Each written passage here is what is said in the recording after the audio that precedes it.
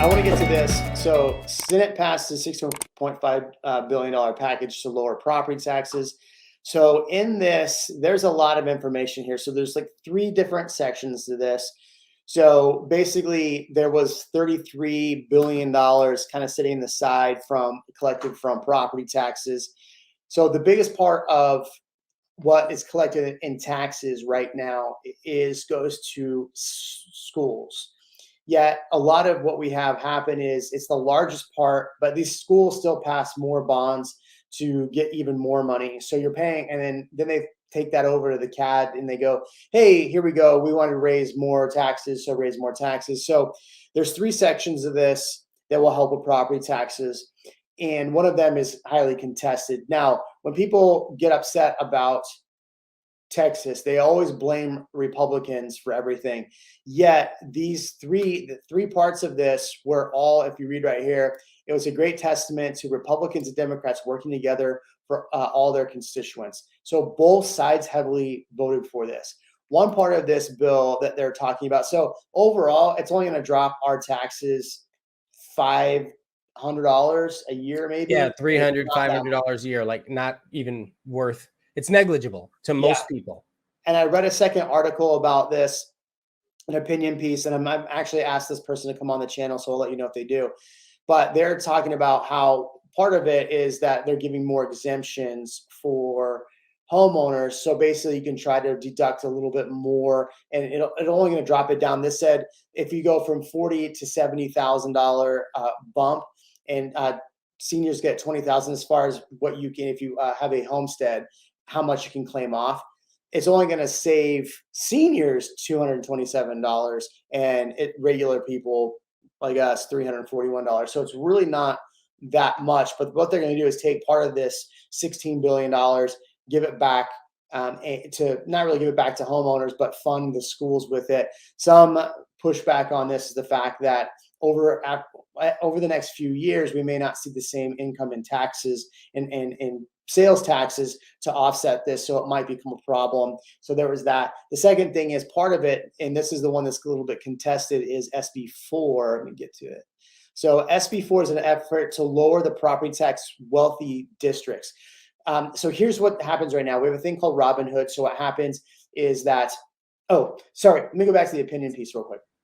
So the opinion piece says going from 40 to 70 doesn't actually help, because what it does is it increases the property taxes for businesses and increases the property tax for investors that purchase homes. So that actually doesn't really reduce taxes by doing that. It causes people that have rentals to go ahead and sell their rentals. Now, so there's a lot of pushback on that. And this is what somebody said. So I'm trying to get this person on. So we'll see what happens here. But SB4 is going to lower the wealthy districts, which is Robinhood. So Austin is a prime example. Half of the revenue generated from property taxes goes back to the state, and it is distributed to other areas. So they're talking about part of this as SB4 is curtailing this and making it so it's not as much money going back to the state. So it'd actually be a lot less. Doing this would actually potentially reduce taxes a lot. But this is where there's still some people are kind of don't know what'll happen at this. So Ed Ramos, Chief Financial Officer. And so this is what's going to happen. You're going to have Austin say things like this. Ed Ramos, Chief Financial Officer of Austin ISD, said Austin's property tax values are expected to grow beyond the state's growth rate. If SB4 were to become law, this would mean the district would have to lower the rate it uses to tax property owners for the maintenance and operations. But that's actually not true. That's not where the funds come from. So it's interesting when you hear people blatantly lie to the media. And I read this article, and there was a couple think tanks that were in here, and they said some information to the paper that was 100% false. So I'm curious what you think, if this will actually reduce property taxes and help. So let's talk about if they do it, if they increase the taxes and an investor has the taxes, they're increasing how much you can deduct from your homestead. Yeah, they're trying to reduce the taxes overall, and some people are saying it's just not enough. Right. Well, it's nothing. So they're not reducing it enough. But I wanted to go back to the investor portion of it, because you were talking about investors that have these houses, they're probably going to sell. And I'm thinking to myself, but if the investors have a lot of equity in the home, they have a lot of equity already and they're not like in a desperation mode, then maybe they won't sell. Maybe instead they'll just raise all the rents, right? Like if you have a house that's paid off, I'm sure, I mean, it sucks. Your property taxes are going to go up. You're expecting to cash flow a certain amount, but you're not going to sell. You're going to wait it out. You're going to increase the rent and hope that you get that, right? So they're not fixing the issue that way. Right. But yeah, also a lot of the articles say this is a joke. This doesn't actually help us, only a couple $100. So here's my question for anybody who's watching this. What would be a substantial, like what would be worth it for you for a decrease in your annual property tax? So if you're currently paying $15,000 a year annually, we know $200 isn't going to do it. What's the number that would do it for you?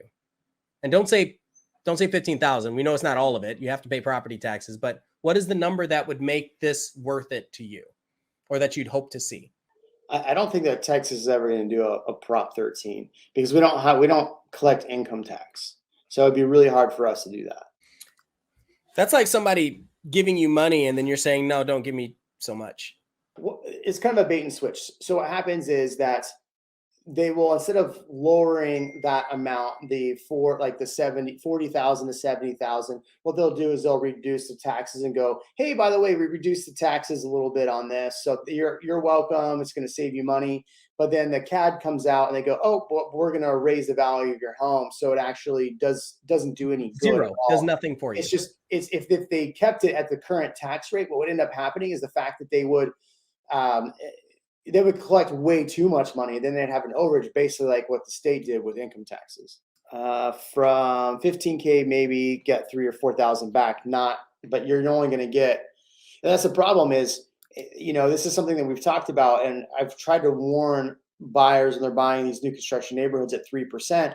Is that when you buy a new home, the taxes are not set. The rate is what it is, but the valuation of your home is not set. So if you bought a home for, let's say, $500,000, the tax district doesn't know what you paid for it. So they're going to go, oh, your house is 600. So here's the taxes. And you go, no, I paid 500. Hey, the problem with that is now you just gave them, it's a non-disclosure state. You just gave them what you bought the home for. And on top of that, now you're actually getting the taxes right at the value of the house. You want the tax assessed value of your home to be as low as possible. You want it to be low. If I had a $500,000 home, I would want the tax value to be $100,000. I would not want it to be $500,000 because now what you thought was going to be $7,000 or $8,000 in property taxes is 15 based on those numbers. Thanks for watching this short of the Real Amigos podcast. For more live streams, hit here. For more clips, hit here. We'll catch you on the next one.